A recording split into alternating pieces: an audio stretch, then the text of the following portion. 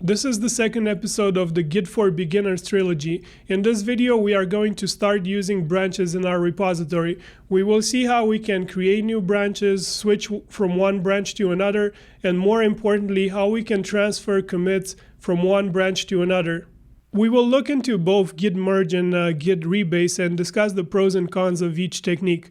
Then we will illustrate with diagrams what Git does behind the scenes when performing these operations. Just like in the first video, we will be using the git command in the terminal and also the git client inside Visual Studio Code.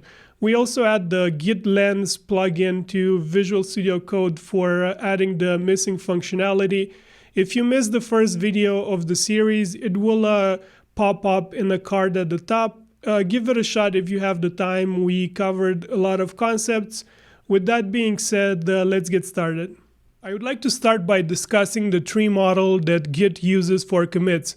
In the first video of this series, we used a single timeline, just like in this diagram. So each circle represents a commit, and the arrows point to the previous commit in the Git history. So the one at the right is the most recent commit, and the one on the left is the initial commit in our repository. However, Git also allows for parallel timelines, and we are going to build an example right now. So we have our main timeline just like before, and we are going to add a second one and draw an arrow. So what happened in this example is that we initialized our repository. We added these two commits to the main timeline, or in the Git terminology, this is called a branch.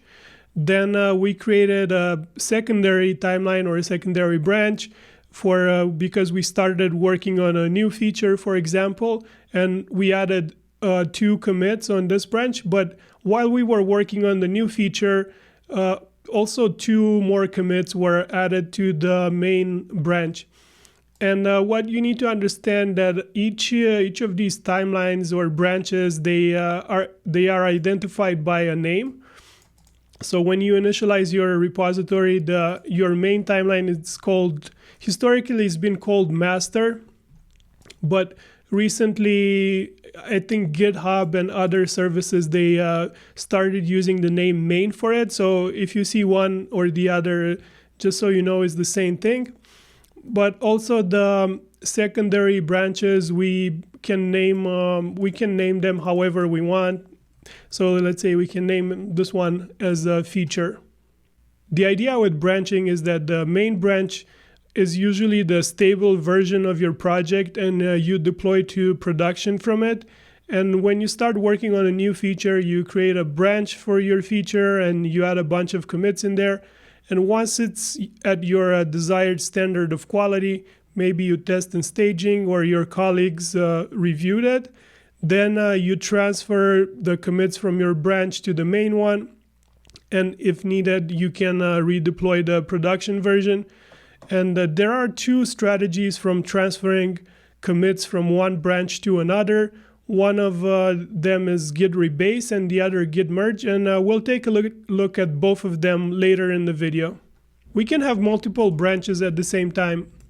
I'm going to add some more branches right now. Let's say this one like this, and this one will be probably feature 2. We can name it feature 2. And also the branches, they don't have to start from the main branch. They can start from any other existing branch. So let's make a new one from here. So this one will be called subfeature. This situation is pretty rare. I've been using Git for a long time, and I think I did it maybe a handful of times to have sub-feature branches starting from feature branches. And while it's technically possible to have like a sub-feature branch starting from a sub-feature branch, I never encountered that situation. So what we usually have in practice is that we have our main branch, and maybe we have multiple feature branches in parallel.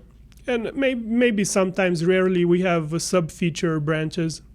Now I'm going to label all the commits in our diagram because we're going to use it later in the video. So this one, let's call this commit M1. This one is M2. This one is M3. This one is M4. Now the commits for the feature branch I'm gonna name with A, let's say A1, A2, the sub-feature with B1, and the feature 2 with C1. Next, we are going to implement this commit graph into a new repository. In order to keep things simple, our repository will only have one text file, and each commit will add one line to this text file. So the M1 commit will add a line saying M1, M2 will add a line saying M2, etc. And also the commit message will be this label on this node. Once we start doing it, it will make more sense. I opened Visual Studio Code in an empty directory. You can see here we have no files. Just like in the first video, we are going to use a VS Code extension called GitLens, L-E-N-S. So make sure you have it installed and enabled. We will use it later.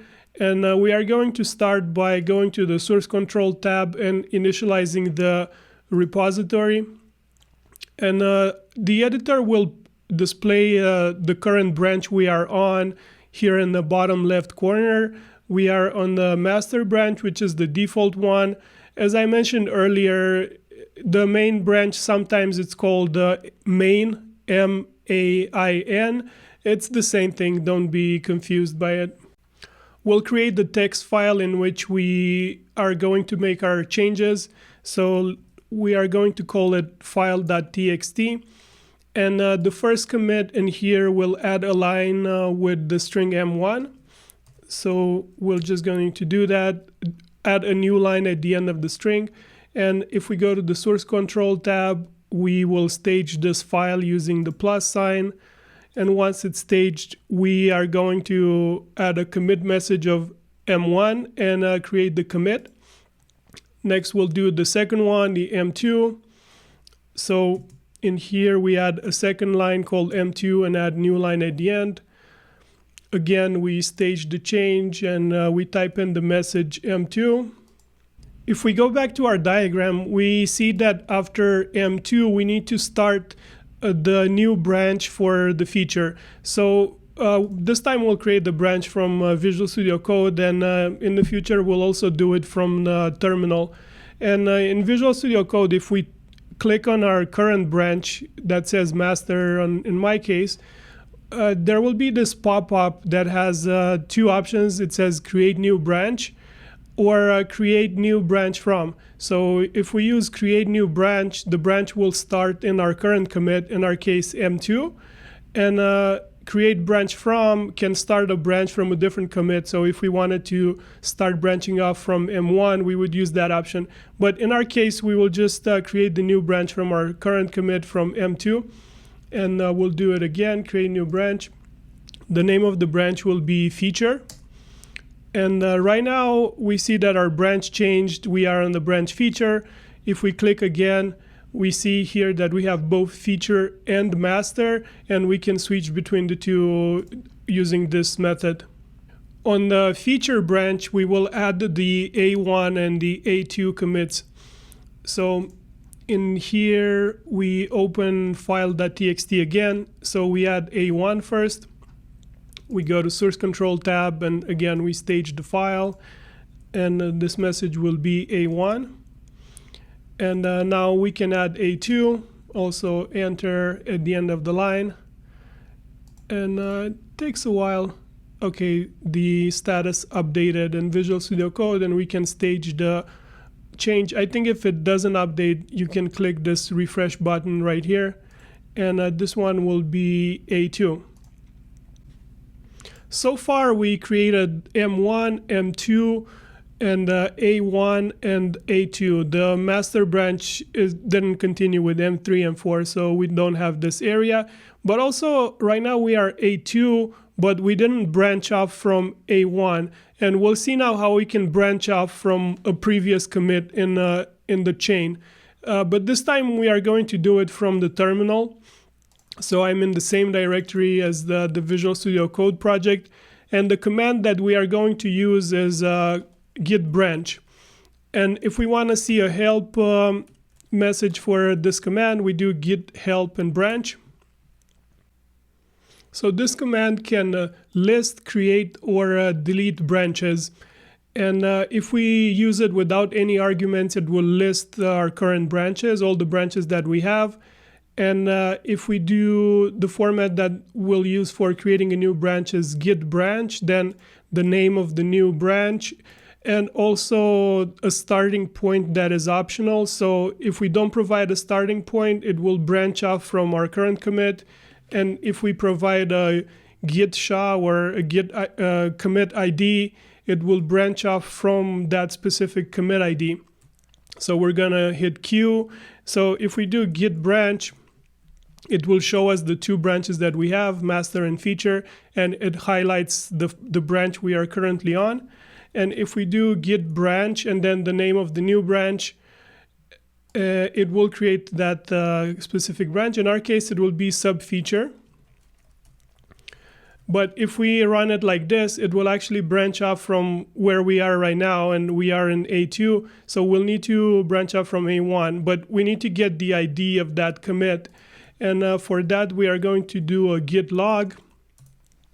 So we'll see that in our current branch, we have A2, A1, M2, and M1, which is the path from here, A2, A1, M2, M1.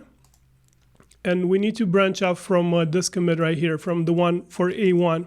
So we do git branch, and then sub feature, and then this ID from here.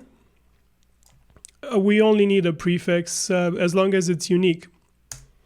If we list all the branches with git branch, we will see that we now have a new branch called sub feature, but we are still on the branch we were before, which is the feature branch. And we can switch between branches using the command git checkout and then the name of the new branch. So we type in sub feature. And now if we take a look at file.txt, we see that it has the M1, M2, M1, which is what we would expect. And if we switch back to the feature branch, we will see that if we take a look at file.txt again, we see that it also has the A2 line. So it did branch off correctly. Sub feature right now is right here. It doesn't have the B1 commit, which we can add shortly. So in here, we need to switch back to sub feature, just like that. And in file.txt, we can add the B1 line, save the file, and we stage the change and add the commit message B1. Now I would like to discuss the method in which Git computes the history and the contents of a file when we have a tree of commits. And if we go back to the terminal, so right now we are in the branch sub feature. And if we do a git log, which will print the git history, we will see that in the log we have B1, A1, M2, and M1. And but if we switch to the feature branch, we do git checkout feature and we do a git log, we see that it's similar. We have M1, M2, A1, but instead of B1, we have A2, which is what we expected. So the way this works is when we type in git log in the console, what Git does, it sees the node we are in right now. So because we are in the feature node, we are in A2, and it will just follow the links, it will follow the arrows to the previous commit until it reaches the parent of the tree. So from here, from A2, it will print A2, then go back in time to A1, then from A1 it goes to M2, and then to M1, and then it reaches the end. when we did git log from sub feature, we were in B1. So the path in the tree was B1, A1, M2, and M1.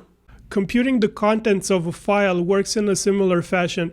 What is important to understand is that whenever we have a commit in Git, that doesn't make a complete copy of the file, but it just stores the difference between the previous version. So if we go to the terminal and so we do a git log again, and we see A2, A1, M2, M1, and if we do a git show, which prints the difference included in one commit, and we get a commit ID, for example, the one for A2, we will see that this commit only added a new one line to the file, and all the other commits are the same. If we take the one with M1, we will see that this one added the line with M1. So whenever we switch from one branch to another, let's say we are right now on feature and we switch to sub feature, what Git will do behind the scenes is that it collects all the Git commits from the path to the root of the tree, so B1, A1, M2, and M1, and then it compiles all these like tiny changes into a single file version. Of course, Git will have optimizations behind the scenes, but this is a good way of conceptually thinking about it. We can see this idea in action if we're trying to revert an interval of commits.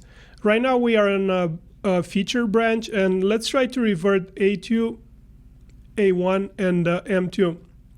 So if we go to the terminal and we do a git log, the command that we are going to use is git revert, and we need to provide the interval now, but the git intervals, they are exclusive to the left and inclusive to the right, meaning that if we want to go from M2 to A2 to the left, we need to provide the commit ID right before M2, so in our case M1.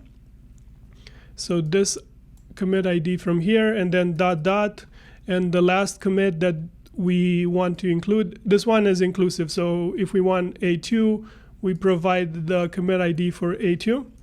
And also we are going to do /n because we don't want to git revert to introduce a new commit. We want to review it before it does that.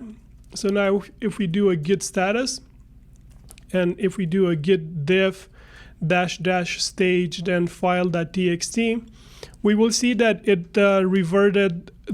deleted the lines M2, A1, and A2, which is exactly the things that we wanted to revert.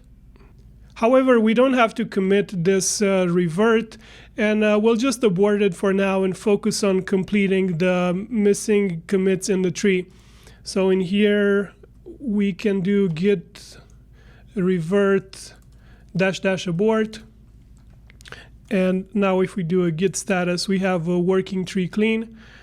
And yeah, so right now we are on feature, on the feature branch, and we need to switch back to master and add M3, M4, and then create the feature 2 branch. So we are going to switch back to master, add the M3 line, again stage the file, add the commit message as M3. Now add the M4 line, again stage it, and add the commit message as M4. So again, we passed the commit after we needed to branch off into feature 2, and now we're going to try to create the feature 2 branch from a previous commit, but in Visual Studio Code. So the way we do this is we open this commit section that came from the GitLens plugin. Actually, we expand this tab in here, and then once we have a commit, let's say M3, because this is the one from where we want to start feature 2. So we right-click on M3, and we do create branch. And it says create branch from this commit from M3, and enter branch name, and our branch name is feature 2. Okay, and we need to confirm create branch. And it didn't switch to the new branch, but we can switch manually. Actually, the branches in there are not refreshed, so we need to reload. And now we'll see that we have feature 2. And if we look into our file, we see that we have M1, M2, M3, which is what we were expecting. We just need to add the C1 commit on feature 2, and then our graph is complete. So in here, we add C1.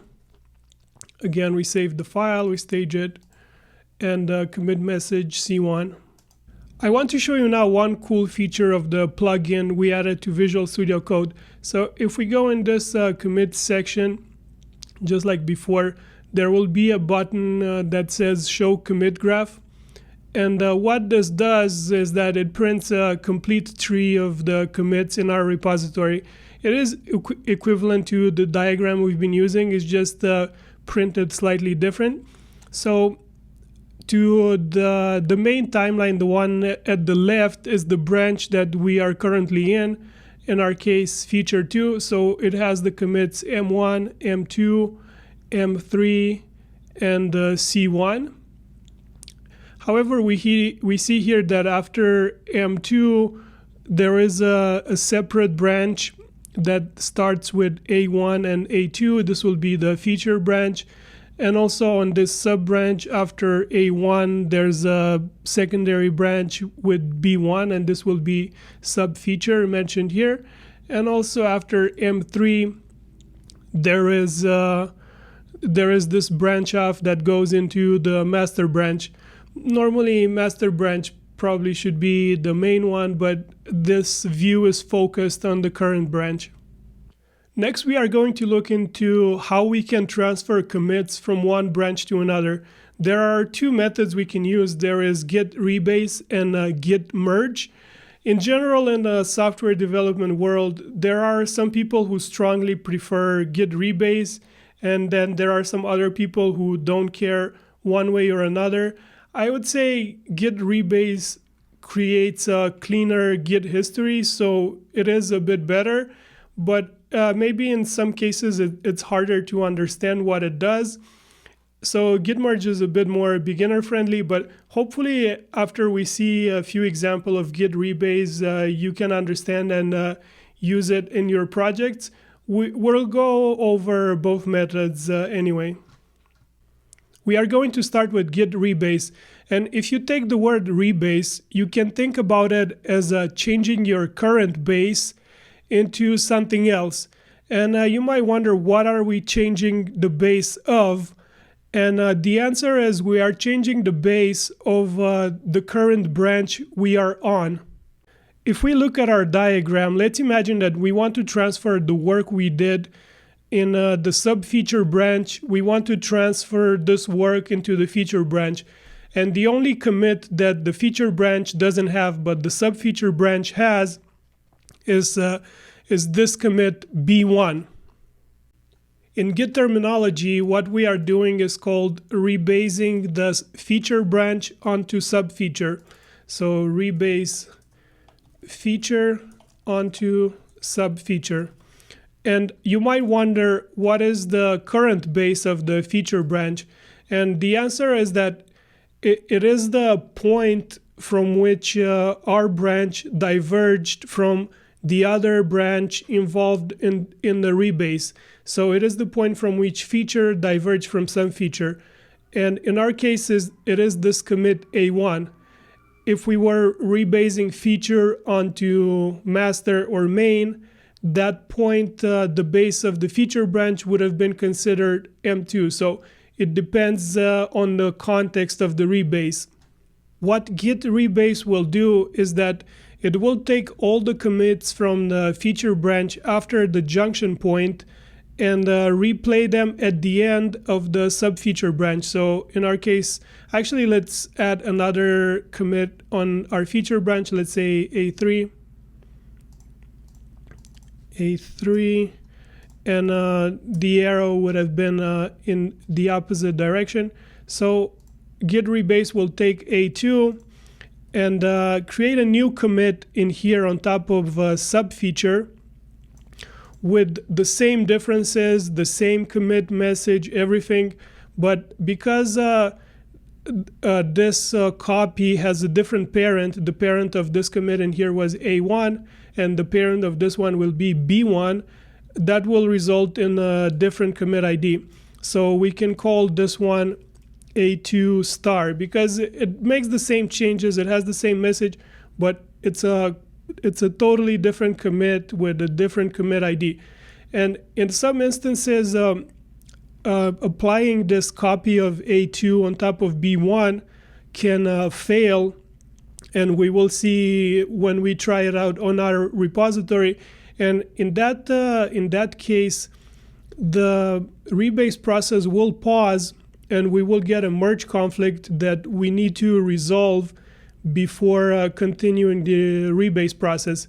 So once we resolve that merge error with A2, Git rebase will continue with the next commit, which is A3. So again, it will make a copy of it and reapply it, but this time on top of A2. Oops. And again, because even if the merge is successful and the diff is the same, the message and author is the same, the parent of this copy is A2 star, which is different than A2, which means that it will have a different commit ID, so I will mark it as A3 star. After all the commits have been replayed, then the tag of feature of our feature branch will be moved at the end of A3 star. So now in our feature branch, we have the commits A3 star, A2 star, B1, A1, M2, and M1. And this way we achieved our goal. So we transferred the B1 commit, which we wanted to transfer from the sub-feature branch. We now have it on our feature branch. But the question is, what happens with the original A2 and A3? So right now they are useless. They cannot be reached from any point because the entry points in Git, they are labels, so branches from here. And also we can follow arrows in the graph. And there's no way we can reach A2 and A3. And Git has a garbage collection module that will delete these two commits, A2 and A3. But in some instances, so if, for example, if we had a different branch starting from, let's say from A2, and we can call this one, let's say A4, and let's say we had a different label in here, so sub-feature 2. And in this case, A4 would have been reachable, A2 would have been reachable, but A3 still would have been would be unreachable, so the garbage collection would delete A3 in this case. But in our example, if we didn't have this sub-branch in here, the garbage collection would just delete both A2 and A3. In practice, after we transferred the work from the sub-feature branch to the feature branch, we can delete the sub-feature branch, but let's see what happens if we choose not to do that. So the sub-feature branch right now is pointing to this commit B1, and if we were to add a new commit to this sub-feature branch, it will actually start branching off from this point. And so it will do something like this, B2. Of course, the arrow will be in the opposite direction. Now we can try this rebase in the terminal this time. But before we do that, I want to make sure we have the Git editor set. So we need to do git config core.editor. And I'm going to set it to Visual Studio Code. You can set it to a different editor you are comfortable with. Just by default, Git uses Vim, and some people have trouble exiting Vim and operating it. So I think it's better just to do Visual Studio Code. And we can try if this worked correctly by doing git config and then -e. So if this opens the editor Visual Studio Code like this, then everything is good. If it doesn't work, there might be a few problems. Maybe you don't have the code command installed. So if you search for something like VSCode code command, there will be instructions how to make this command available. Just follow the instructions in here, and then you should be able to set your editor to Visual Studio Code. I think in Linux there's also a problem with the -n flag, so you'll have to look into it. Now for the actual rebase. So first let's check what branch we are on. We are on feature 2, so we need to be on branch feature. So we'll do git checkout feature. And we can take a look at the history we have, and I'm going to use this flag with the format equals 1 line. I want to print this history because we'll see how the commits actually changed, although they have the same message. And yeah, now if we want to rebase feature onto sub-feature, we just do git rebase and then sub-feature. And we will see that the rebase command already ran into a conflict, and that is because the A2 commit is trying to change the 4th line in the file, and the B1 commit also modifies the 4th line, and that results in a commit. Let's say you want to abort the rebase process because you don't want to address the merge conflict. Then if you do a git status like we did right here, and then we can just do git rebase abort. So git rebase -- abort.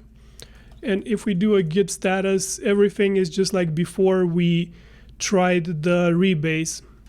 We'll run the rebase again, but this time we'll try to address the merge conflict. So it says right here that the merge conflict is in a file txt. That's no surprise. We only have that file in our repository. So what git rebase did is that it added both the old version, which is the B1 version, and the version that it is trying to apply. So right now it is trying to apply the A2 commit, and they are both trying to write a different string into the 4th line, and this is where the conflict arises. And Visual Studio Code has this useful useful buttons for addressing merge conflicts, so we can accept the current change, in our case is B1, accept the incoming change. The incoming change is A2, which git rebase is trying to apply, or we can accept both changes. And but also we don't need to limit ourselves to only these options from Visual Studio Code. We can actually do whatever. This is just text added by Git. We can even keep these lines from here. We can modify them, etc. But what we usually do is we delete these lines that Git added, those equal signs and the head message. And also we can make changes to the content. So let's say we do A2X, and then we need to save the file with Command S, Control S, whatever the shortcut is. And if we do a git status right now, it says we need to do git add the file to mark resolution. In our case, we did resolve the merge conflict, so we can add it. We do git add and then file txt. If we do a git status again, if it says if all conflicts are fixed, we can do git rebase continue. So we will do that, git rebase -- continue. And now git rebase will open the editor, and it gives us the option to modify the commit message for A2. We don't want, actually we want to modify it. We'll do A2 star just to illustrate the what we did in our diagram. So we save this commit message and we exit the editor. The rebase succeeded, and we're now going to take a look at the history we have right now. So we are going to do again git log -- format equals one line. And let's just create a new file briefly. Let's say history. We are going to delete it shortly. We're not going to commit it. So this is after rebase and before rebase. Let's see, these ones over here. So this one is the before. Before is on top, after is after rebase. We can see that up until the junction point, which is A1, the history is the same with M1, M2, A1, M1, M2, A1, and also more important, they're the same commits with the same ID. So we have 7FA, 7FA, E85 in here, E85, and B42, B42. Also, after the rebase, the A2 commit, in our case A2 star, has a different commit ID than the old A2, and we discussed about this, and that because it's a totally new commit. One very important thing to note about Git rebase is that it can also change Git history.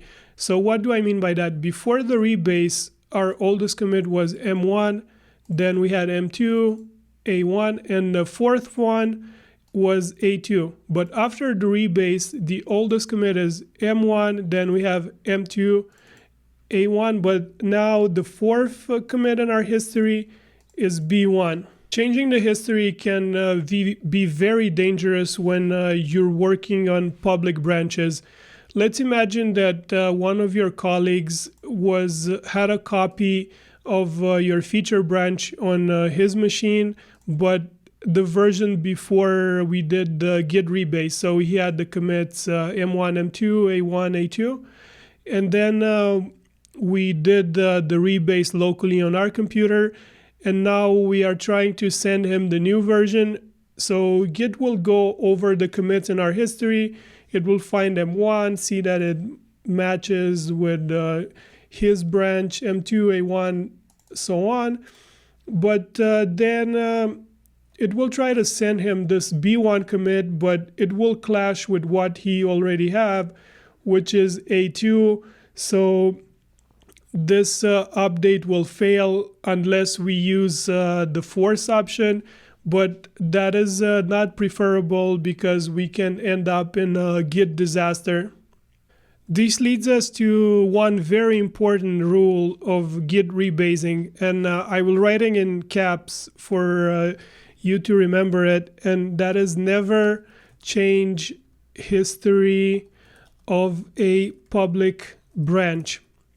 So the public branches, you can consider master or main to be a public branch unless you don't publish your repository to GitHub and you only have a copy locally. But just assume master and main, they are public. And also some feature branches can be public. In some instance, maybe there's a branch for staging that can also be considered a public branch. Pretty much if a branch is used by some other person on his machine, or you push a branch to GitHub, to a remote repository, that is a public branch. Also, by changing history, I mean if you have a series of commits, you change one at a certain position. If you add a commit on top, so let's say if you add here a commit A3, that is not considered changing history, because if your colleague had this set of commits and then you added one on top, then Git will just also add the new commit on top of his history of commits. Next, we are going to transfer the work we have on our feature branch onto master, And we are going to see the correct workflow with git rebase that doesn't mess up the history of the master branch. We are assuming that the feature branch is non-public and master is public. But if feature was public, then we could not use git rebase and we would need to use git merge, which we will discuss later in the video. But for now, we're assuming feature non-public, master is public. And I'm also going to delete this history file for now because we no longer need it. We'll take a look first in the diagram what we are going to do. So first, let's clean up a bit this sub-feature branch. We are going to delete it later from our repository as well. So delete this tag and also this branch off that we made. We can see that our feature branch diverged from master after the M2 commit. However, in the meanwhile, the master branch evolved and 2 more commits were added, namely M3 and M4. And this means that our feature branch is with 2 commits out of date. We can bring it up to date by simply rebasing our feature branch onto master. So rebase feature onto master. And what this command will do is that it will take all the commits after the junction point, and the junction point between master and feature is M2. So it will take A1, B1, A2 star, and A3 star, and replay them on top of the end of master, which is M4. And we will do the same in this diagram. Right now, we don't have A3 star in our repository, so I'm just going to remove it. We added it just for the example of git rebase. So we take A1, it will replay it on top of M4. And of course, it's a new commit, so I'm going to add 1 star. It will be A1 star. Then it will replay B1. Again, this will be B1 star, like that, and also A2 star on top of B1 star, and this one will be, let's say, A2 star star, and it will be linked to B1 star, and then it will move the reference of feature from A2 star to A2 star star. And then the Git garbage collection will kick in and it will erase all these nodes from here. Also these arrows and this one. So we will end with the Git tree looking something like this. Keeping feature branches up to date with master, it's a good habit to get into. Even if the feature branch is still a work in progress and not ready for production, imagine you are working on a feature branch for a month and your branch fell behind, let's say 100 commits, and now you are ready to transfer it to master. You will run into a ton of conflicts when rebasing. However, if you updated it daily with rebasing your feature branch onto master, then when you're finally ready to transfer it, you will have very few conflicts. Now for incorporating our feature branch into master, we need to immediately check out the master branch and then rebase master on top of our feature branch. So the second thing, we do the opposite. So we rebase master onto feature. And because master didn't diverge from feature at all, there are no commits that need to be replayed. This is very important. So if there are no commits, what this will do, it will just move this label to the end of the feature branch. And this is the result we wanted. We incorporated the commits that master didn't have, which is A1 star, A1, B1, and A2 star. We incorporated them into master. However, let's say if master diverged with one node, let's call this one M5, just like that. So if we had this situation, and this could have occurred if we rebased our feature branch into onto master, but then we switched back to master and we added a new commit, and now master has an M5 commit. Now if we do rebase master onto feature, this will replay M5 on top of feature right here.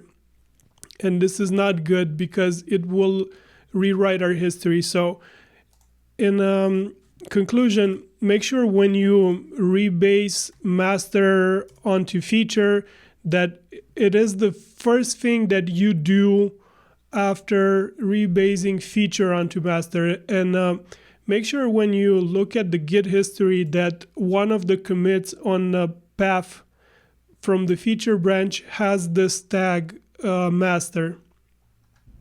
We are now ready to perform the rebase in our repository, but this time we will use the UI inside Visual Studio Code. So we'll go to the source control tab, and first we're going to take a look at the branches we have right now. And we see right here that we still have the sub feature branch, but we transferred the commits to the feature branch, so we no longer need this branch, and we can just delete it for now. So right click and delete branch. Just a note on branch deletion. So what actually happens in the background is that it's only that label that gets removed from the tree. No commits are necessarily erased, but however, if after we remove the label, some commits will become inaccessible, and if that happens, then the Git garbage collection will remove these inaccessible commits. Next, we will bring our feature branch up to date with master. So we have to make sure we are on the feature branch, and it says right here on the bottom left corner that we are indeed. And we are going to take a look at the commit graph right here in the commits section. So there's this button right here. It says show commit graph. And we will see that our feature branch has the commits A2 star, B1, A1, M2, and M1. But in the meanwhile, the master branch also has M3 and M4. So we need to make feature branch start from here, from after A4. And in order to do that, what we do is right click on the branch that we are trying to rebase with, and we just do rebase current branch onto this branch, and we choose the first option in here. And again, we ran into some merge conflicts, so we can take a look at the merge conflicts. Right now it is applying the A1 commit and it failed, so let's see what actually is the problem. Okay, so the master branch has M3 and M4, and A1, the A1 commit only has the A1 message. And at this time, we're going to use the Visual Studio Code, this buttons for addressing merge conflicts. So let's just use accept both. And we see this made it M3, M4, M1. So in here, because we resolved the conflict, we can just click this plus change to mark it as resolved. Yes.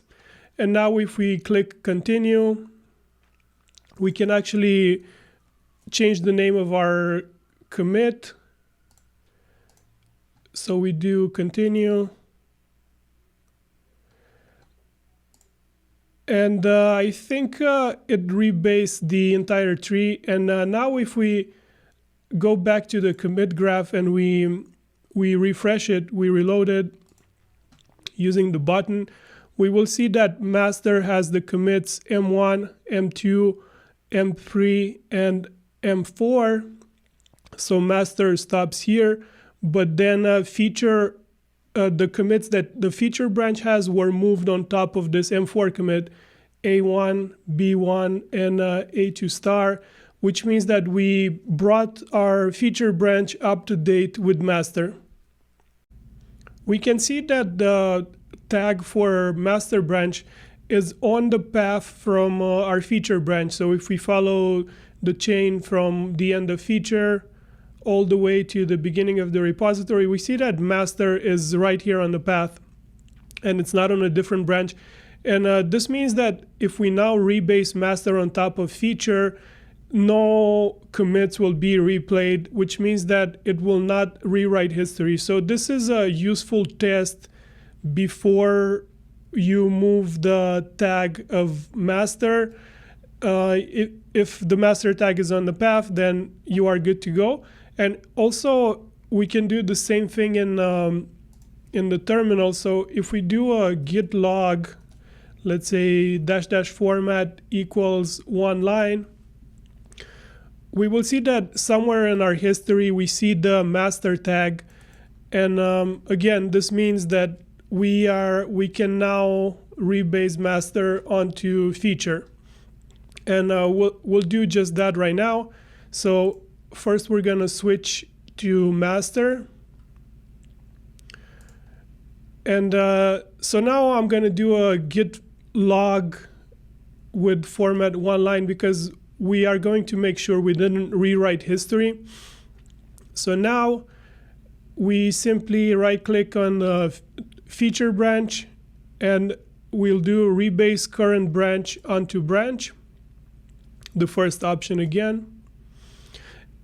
And yeah, we see that it succeeded.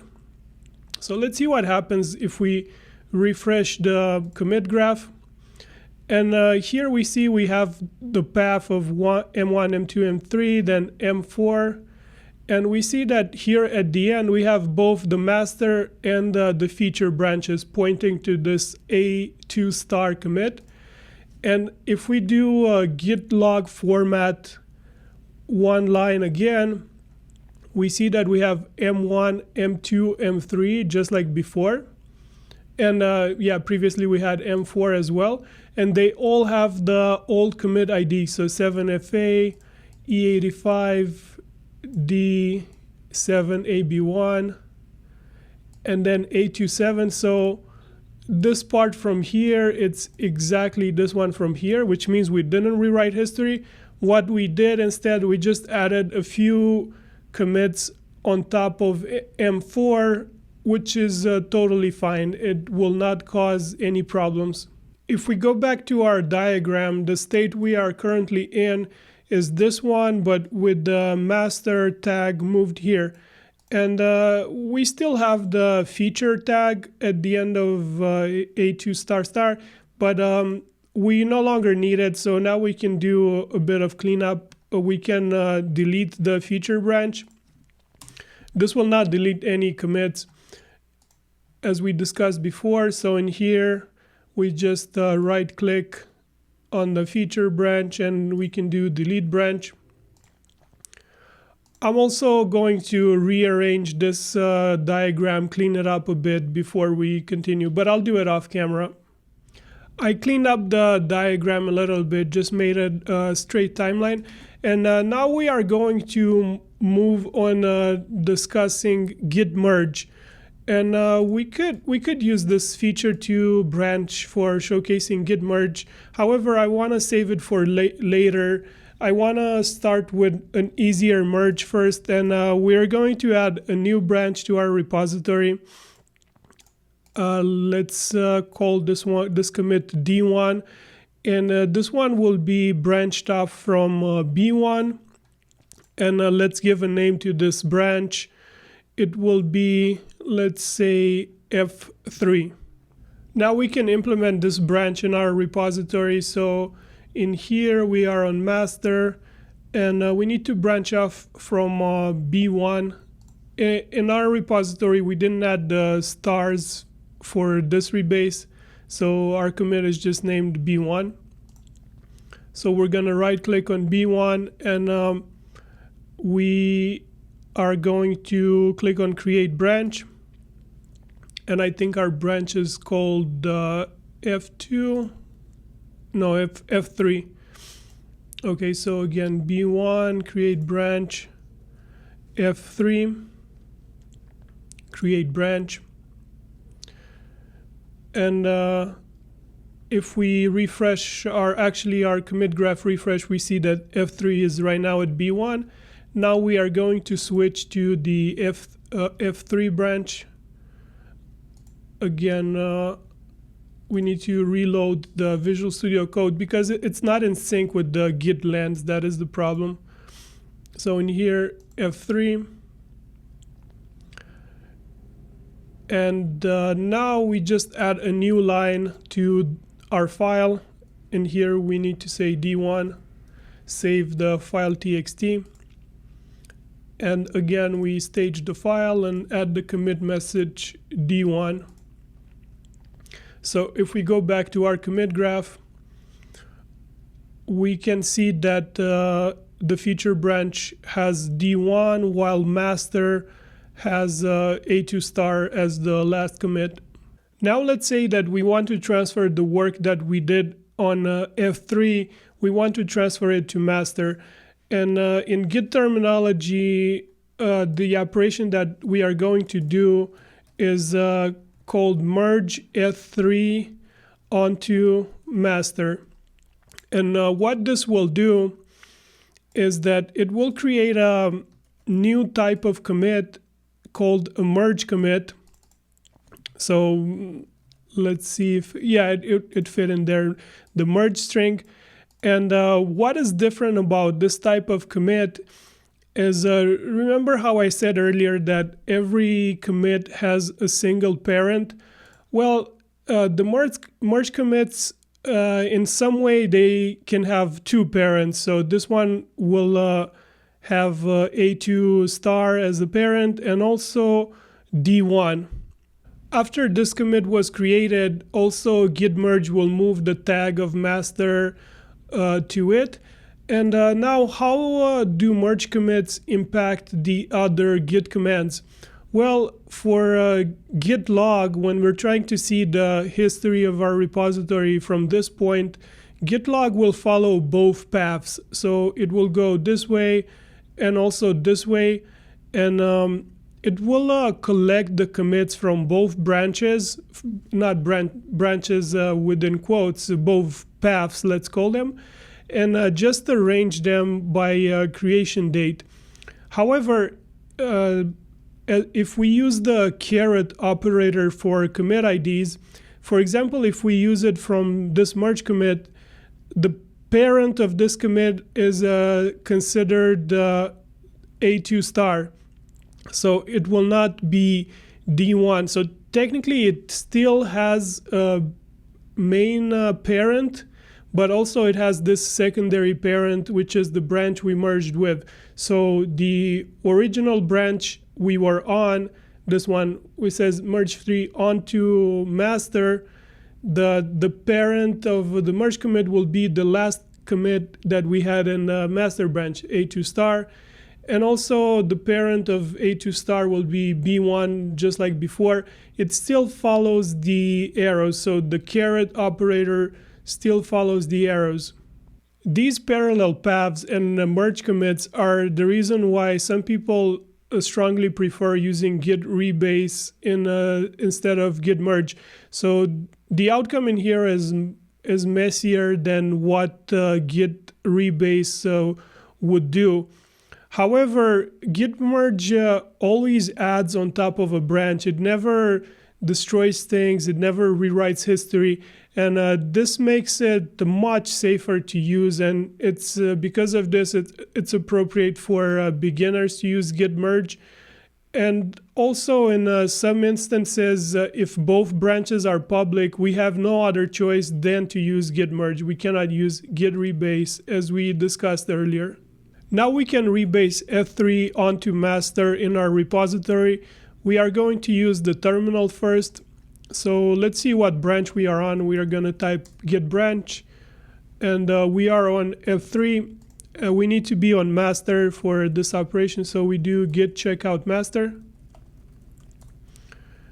And so the command is git merge, and then the branch that we are merging on top of our branch, in our case, is F3. And we see that we ran into a conflict again. So if we do a git status, we see that file has a conflict.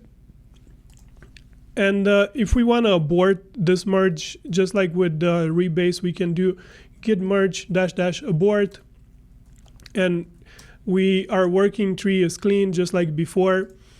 But now we're going to try to address the merge conflict and complete the operation. So first I'm going to display the history in our branch just to see what the effects are. So we'll do git log -- format equals 1 line.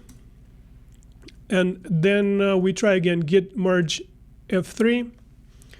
And now we are going to go to our file and resolve the conflict. We'll,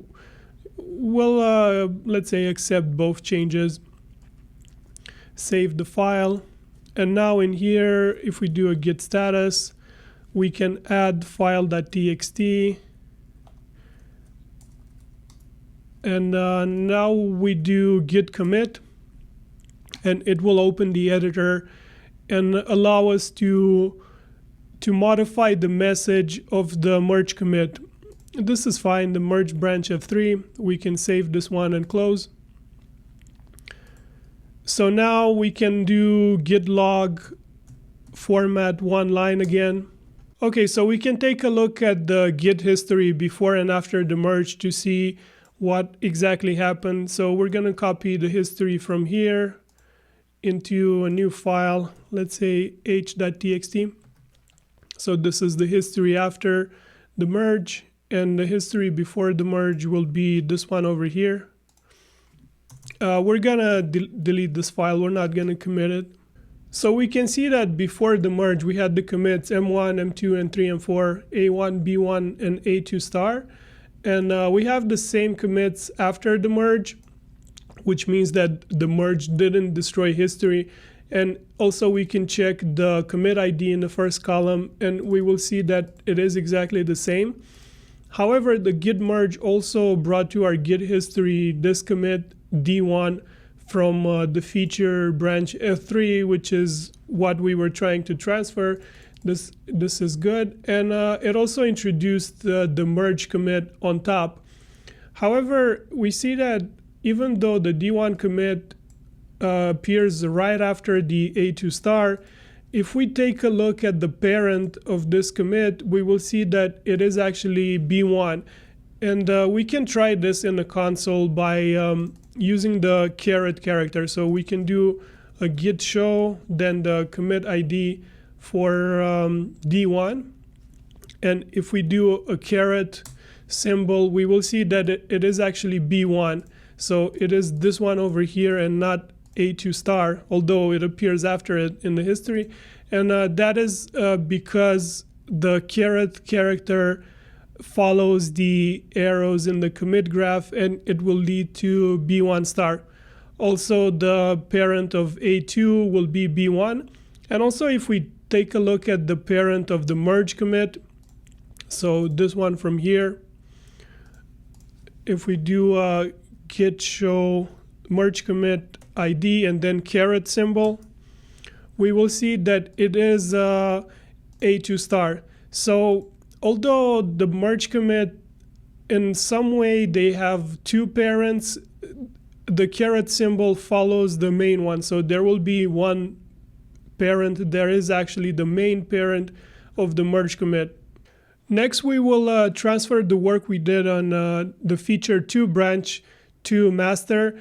We do this to see how we can deal with stale branches that are out of date, and also to get a bit more practice with git merge.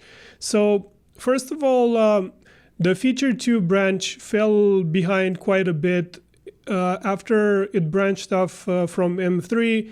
the master branch got, 5 new commits.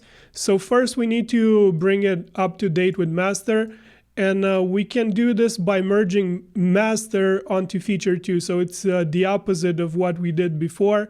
And what this will do is it will introduce a merge commit on the feature 2 branch. So this one will be a merge commit.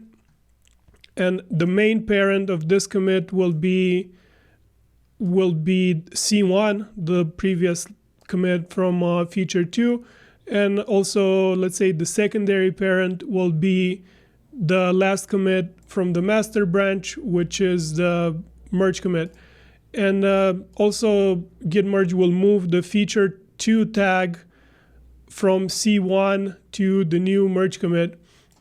Also, one thing to note in here is that the master branch can continue with normal commits just like before. So if we add a new commit on the master branch, this could be, I think this is M5. So it will just continue over here. Even if our branch is still a work in progress, it's good to periodically merge master into our branch in order not to fall too far behind master. If we fall too far behind master, we will have a hard time transferring our work onto master. We will run into a lot of merge conflicts. So just merge master into your branch periodically. And once our branch is ready to be transferred to master, what we can do again is now we merge feature 2 onto master. So what this will do is it will introduce a new commit in here, a new merge commit in here with the main parent, this one from master main, and also a secondary parent, this merge commit from the feature 2 branch. And also it will move the tag over here. And when we take a look at our Git log history, we will see all these merge commits. We can now try doing these merges in our repository. This time we will use the UI from Visual Studio Code. So first I'm gonna delete this history file. We are currently on the master branch and we need to switch to feature 2. And first we need to bring it up to date with master. And if we go to the source control tab in here in the branches section, we right click on the master branch and we choose the option merge branch into current branch. We pick the first option and we run into a merge conflict because our current branch feature 2 has the string C1, and on master we had a bunch of work that was added later. We're gonna do accept both changes again and save. And in here we need to stage that we need to mark that we resolved the conflict and hit commit. So now if we go to the commits and we take a look at the history, we will see that master was right here, and our feature branch, we added this merge commit that you can see in here. It somehow merges 2 paths. So in some way it has 2 parents, just like we saw in our diagram. Now that our branch is up to date, we can merge it onto master. And just so you know, a branch doesn't need to be up to date in order to be merged onto master. It can be a bit behind.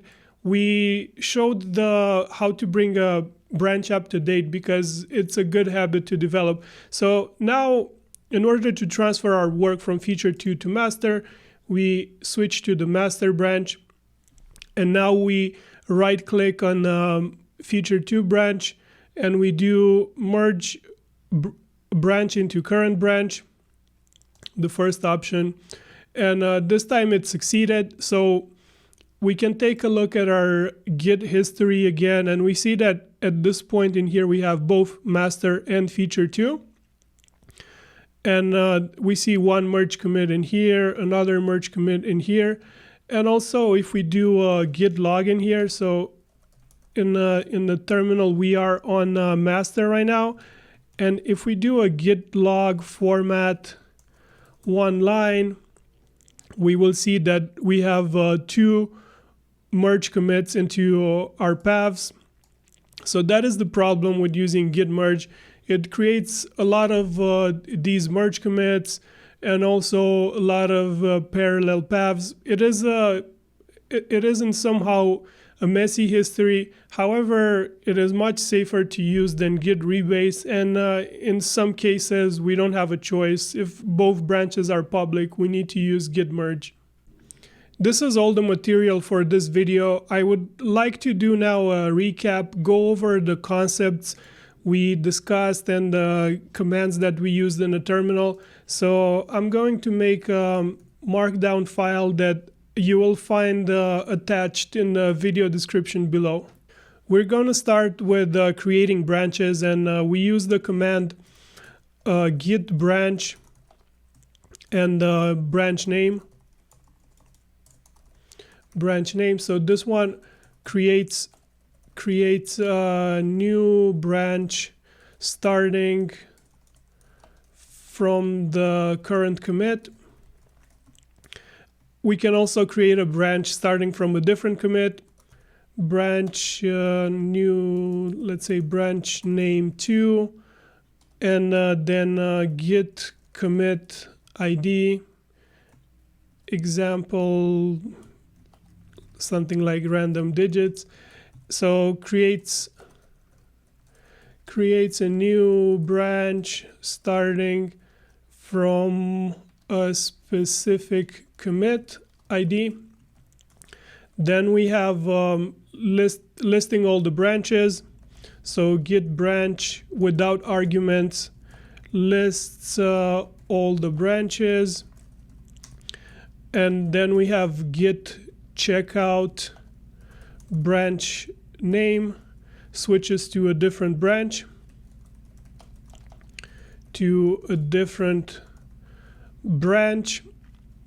and also git branch -d branch name deletes one branch. And when we delete a branch, it simply removes the tag from the tree. It doesn't necessarily delete commits, but if some commits become inaccessible, then the git garbage collection will remove them. Next, we're going to revisit the workflows for both git merge and git rebase. I'm starting with the git merge workflow because it is the safer option, and if you're an absolute beginner, maybe you should start by using git merge. So in here, the workflow is the following. First, we create a new branch from master. Then we add a bunch of commits, add commits, and then our branch might fall out of date, so we need to bring our branch up to date with master. So then we will do git merge master.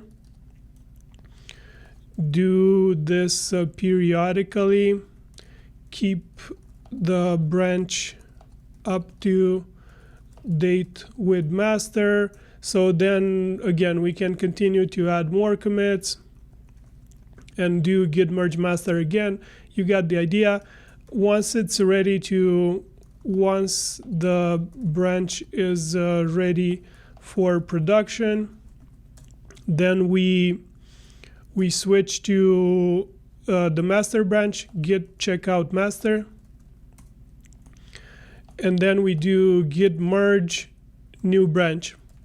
And this transfers our work from the new branch to our master branch. And once we did that, usually we can delete the branch, but we don't have to necessarily. So git branch D, new branch. Also in here, after we created the branch, Git doesn't automatically switch to it, so we'll need to do git checkout new branch. And now for the git rebase workflow. So git rebase workflow. And it starts just like git merge. We create a new branch and we do a git checkout to this new branch.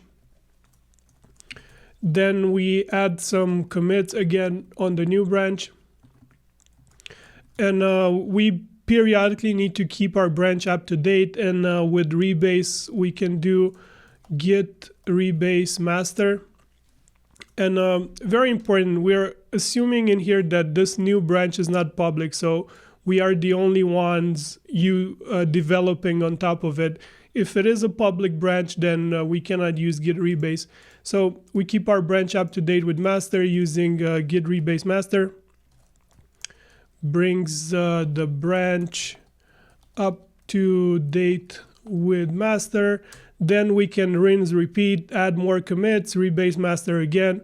But once it is ready for production, when it is ready for production, we can transfer these commits to the master branch. And in here, we need to do git rebase master. This is not optional. We need to do it every time we transfer it.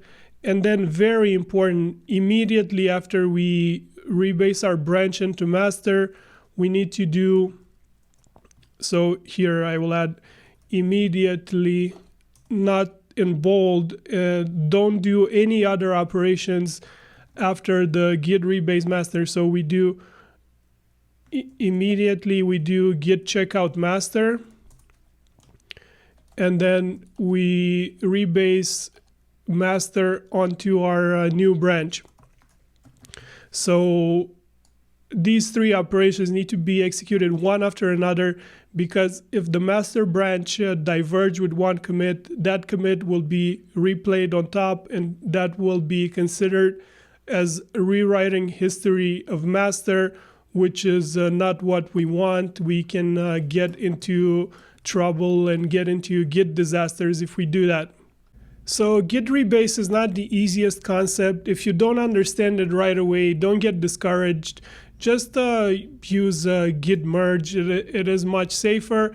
And then keep revisiting our diagrams and explanation of Git rebase, and eventually you will understand it.